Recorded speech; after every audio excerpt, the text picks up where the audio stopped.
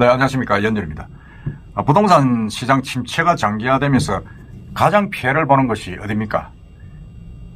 다름 아닌 공인중개사들입니다. 제가 주변에 둘러봐도 한 달에 몇 건 거래하기도 힘들다, 한 건도 못 했다 하는 중개사들이 상당히 많습니다. 많은데 실제로 지금 통계가 나온 걸 보니까 정말 심각합니다. 그 이야기를 한번 해보겠습니다. 지난해 부산에서 1000곳 가까운 공인중개업소가 문을 닫았습니다. 하루 3개꼴로 폐업한 셈입니다. 개업보다 폐업이 많아진 실정입니다. 현재.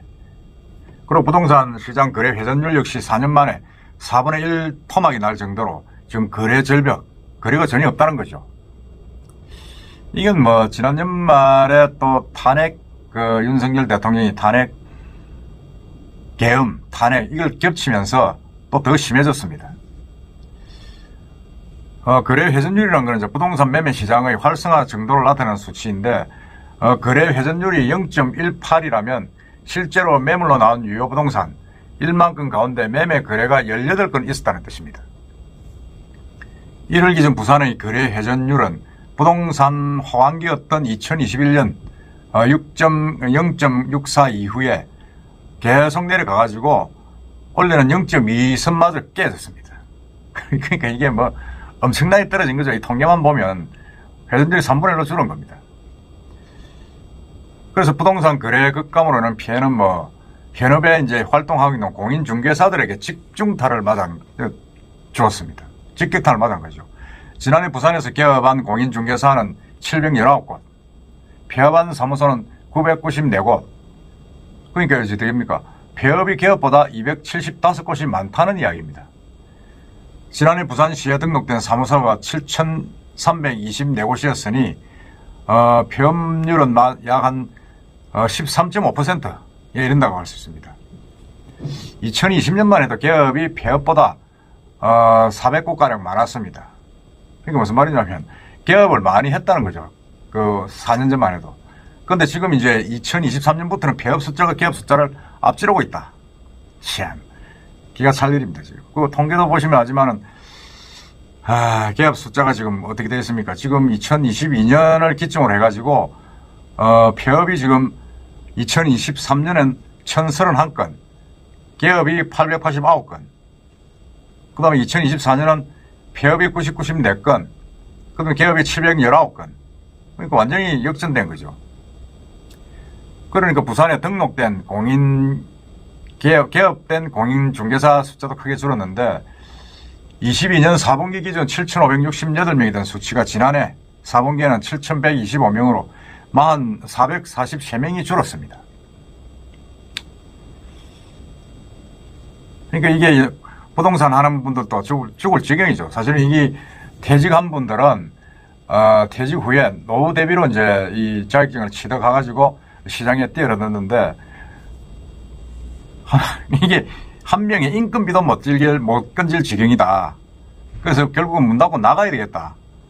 정말 이게 좀 그렇게 하소연하는 분들도 있습니다. 상황이 안 좋으니까 권리가 상상할 수도 없는 거죠. 그리고 이제 매매든 전세든 한 달에 한 건 하기도 힘들어가지고 월세 내기도, 사무실 월세 내기도 힘들다는 거죠. 그러니까 탄핵 정부까지 겹쳐가지고 올겨울에 전날 분위기가 너무 안 좋다. 지금 그렇게 이야기를 하고 있습니다. 사실 또 그렇습니다. 지금 집을 팔라고 내놓은 사람도 그렇고 살라고 내는 사람도 다 움츠리가 있는 거죠. 이게 탄핵 정국이 좀 끝나고 나면 좀 풀릴까 좀 이렇게 기대를 하고 있는데 어쨌든 간에 지금 분위기가 지난기로 너무 안 좋았습니다. 그러나 또 저도 이게 참 대수롭지 않게 봤는데 이 당근마켓, 이 온라인을 거래를 통한 이 부동산 직거래가 엄청나게 늘어났다. 저는 이게 깜짝 놀랐습니다. 지난해 당근마켓에서 거래된 부동산 매물 건수는 65만 3천 건. 그러니까 21년도 비교해가지고 3년 새, 3년이죠. 124배가 늘었습니다. 수십만 원에서 수백만 원 다른 수수료도 아끼고, 이제 전세 사기 사태, 부산에 전세 사기 사건이 많지 않았습니까? 근데 그때도 공인중개사가 별다른 역할을 못한다. 그거 당연하죠. 어떤 역할을 하겠습니까? 사기치고 도망갔는데. 그래가지고 무용론이다. 이렇게 가지고 해가지고 하는 바람에 당근마켓으로 부동산 거래를 하는 이 직거래가 많이 늘어났습니다. 제가 이제 당근마켓을 찾아보니까 정말로 이제 전세, 월세 이런 간단한 것들은 많이 거래를 하고 있어요. 하고도 있고 물론 뭐 10억이 넘어가는 그 고가의 거래는 뭐 드뭅니다만은 금액이 작은 것들은 그렇게 하고 있다는 걸 제가 한번 봤고 그러다 보니까 공인중개사가 이제 이게 뭐 사실 인기가 없지 않습니까? 인기가 없다 보니까 응시자도 지난해 15만 4,600명에서 8년 만에 최저치로 떨어졌습니다. 중국 부동산 시장이 호황기에 접어들기 시작하던 2017년대 이후에 응시자 수가 계속 늘어나면서 21년대에는 27만 명에 달했는데 그 숫자가 12만 명, 절반 이하로 떨어진 것입니다. 그러니까 협회에서는 이제 총 합격자 수는 55만 명에 이르지만 전국의 기업 공인중개사 숫자는 13만 명에 불과하다. 나머지 42만 명은 사실상 장롱 자격증이다. 그러니까 이제 합격자 수는 맞는데 실제로 시장이 불황이다 보니까 개업을 안 하는 거죠. 안 하다 보니까 이제 사실상 자격증을 갖고 있으면서 활동을 안 하는 겁니다. 부동산 침체기가 장기화되고 또 시장이 과포화 상태에 이르렀다는 인식이 퍼지면서 공인중개사 업황이 갈수록 악화되고 또 이게 시험 치려는 사람도 지금 없다는 겁니다. 이런 극심한 거래 부진 때문에 부산의 아파트 값은 3월 첫째도 떨어졌고 이날 한국부동산 발표에 따르면 서울의 아파트 값은 전주 대비 0.14% 오른 대신에 부산은 0.05% 하락했습니다. 2022년 6월 이후 그러니까 몇 달이죠. 이게 거의 한 30개월 가까이 계속 하락만 하고 있는 겁니다. 기록입니다. 이게 사실상 최악의 기록인데 특히 이제 기장군, 일광업, 정관업은 신축 위주로 가격이 많이 떨어졌고 사하구는 다대동과 장림동의 하락세가 눈에 띈다. 그렇게 이야기하고 있습니다. 강서구는 명지동 등 중소형 아파트 위주로 가격이 많이 하락하고 있다.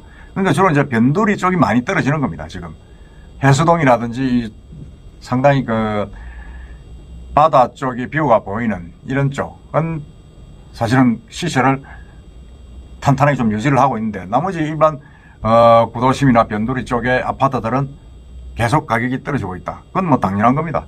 그건 왜냐하면 실제적으로 이런 아파트들이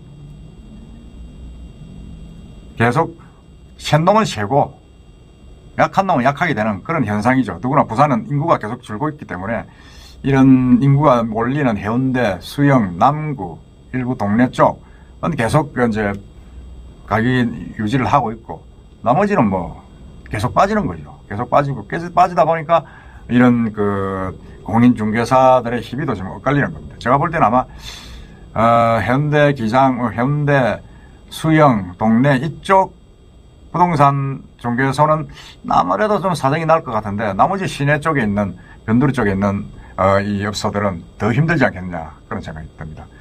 하여튼 이 지나치게 지금 장기화되고 있는 이 부동산 침체, 특히 부산에서 부동산 침체 이게 어느 정도 언제 끝날지 정말로 참 우려가 되고 한번 좀 기다리기에는 너무 잔인하다 그런 생각이 듭니다.